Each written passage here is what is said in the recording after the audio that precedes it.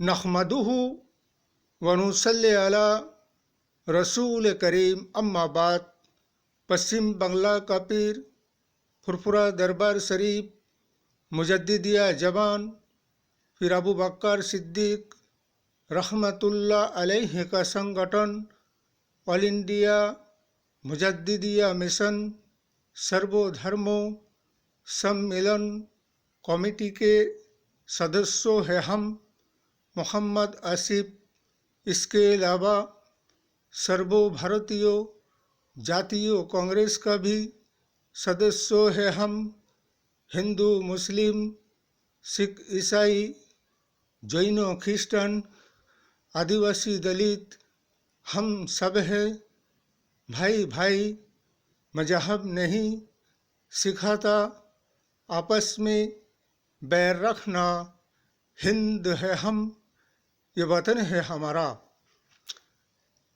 क्या हम ये मौजूदा शासक दल नरेंद्र मोदी साहब के संगठन और शासक दल से और नरेंद्र मोदी साहब से पूछना चाहते हैं कि राजनीतिक दल और राजनीतिक लीडर और राजनीतिक मंत्री बड़ा है या संविधान आइन कानून बड़ा है?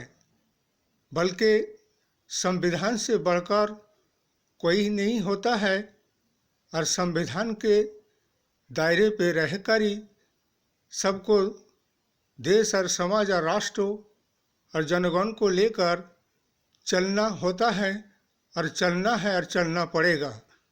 इसीलिए जैसे कि मौजूदा शासक दल और शासन बीजेपी सरकार के हाथ में है, पार्लियामेंट सेंट्रल का प्रधानमंत्री तो पद का, तो इसके मतलब ये नहीं है कि वो संविधान के खिलाफ लोकतंत्र के खिलाफ अपने मनमानी तानाशाही तरीका के अनुयायी कुछ भी करेगा और जब जैसा जो चाहेगा संविधान के हत्या करके संविधान के खिलाफ आइन कानून पास करेगा। इसलिए कि अगर पार्लियामेंट संसद से किसी भी आइन और कानून को पास किया जाए तो उसमें विपक्ष विरोधी दल संगठनों का भी सहमियत लेना होगा।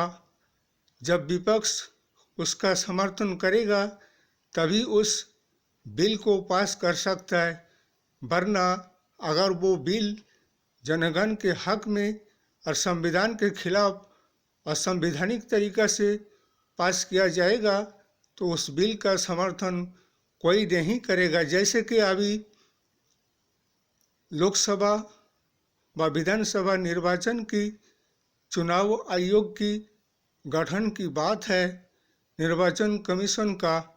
जैसे कि 3 सदस्यों की कमेटी होता है, इसमें विपक्ष भी होते हैं, प्रधानमंत्री शासक दल का भी होता है और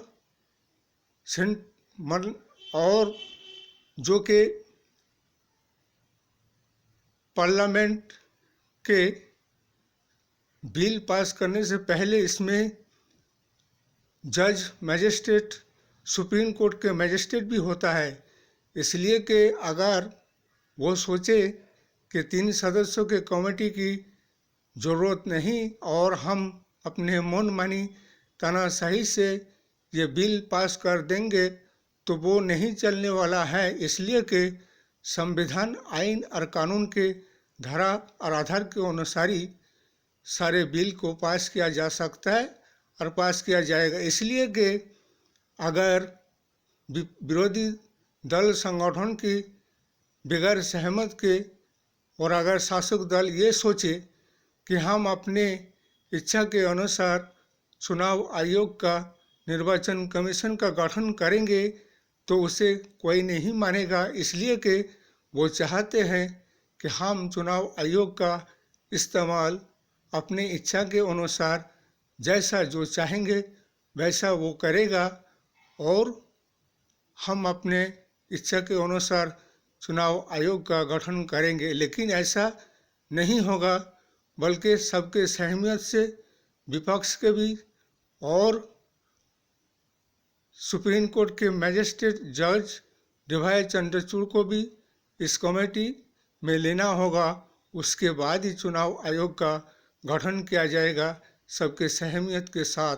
इसलिए हमारे इंटरनेशनल इंडिया 26 दल संगठन से यही कहना है, आने वाले 2024 के निर्वाचन इलेक्शन के लिए तैयार होना है। और अब के इलेक्शन और निर्वाचन ईवीएम से नहीं बल्कि बैलेट पेपर ठप्पा से होगा।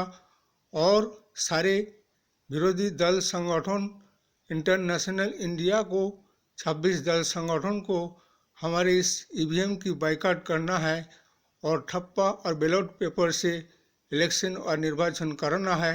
इसलिए कि अगर शासक दल इस बात को नहीं मानता है तो इसके लिए हाई कोर्ट और सुप्रीम कोर्ट में मामला मुकदमा दर्ज करना पड़ेगा। इसलिए कि ईवीएम हटाओ, लोकतंत्र बचाओ, देश और राष्ट्र और समाज को बचाओ।